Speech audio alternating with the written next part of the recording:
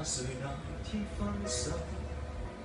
你淚痕像條綠色的銹，還故地種在眼睛一角，直到永久抹不走。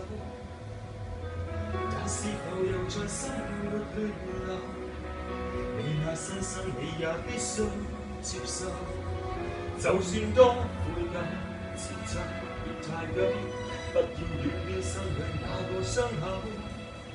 到日月穿山水，想再恨那誰？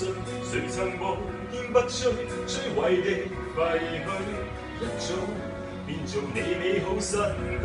創罵你不惑亦不知有過，在這裏踏淚，風一吹，漸莫辨那誰？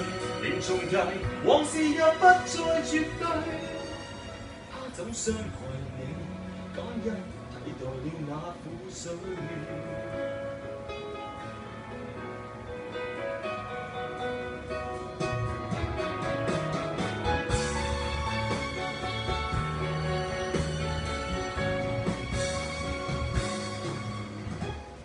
有時你還覺得溫馨，這裏流着存在的表徵，沒有恨過便更加仿似，白過半生冷清清，像突然忘記轉聲帶你，卻記得他教你差點喪命，是創傷太重，或覺唔太輕，使你不懂釋放怨淚的根性。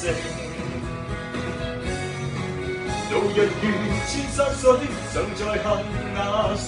誰曾無堅不摧，摧毀的廢墟，一早變做你美好新居。瘡疤你不惑亦不知有過，在這裏踏淚，風一吹，漸莫辨那誰？從何時你學會灑脫面對？他怎傷害你？感恩替代了那苦水。誰沒兩個致命舊愛侶？不記得就要聽到春天也空虛，可以不唏噓，可以不心虛，放低吧過去。到日月穿山水，想再恨那誰？誰曾無堅不摧，摧毀的廢墟，一早變做了滿身情緒，敏感處不碰便不知你裝着心碎。若舊夢不堪追，就別問那誰？從何時你學會灑脫面對？他怎傷害你？可否就當做老天完整你那沒挫敗波折，一生之旅風得圓滿，方可愛下去，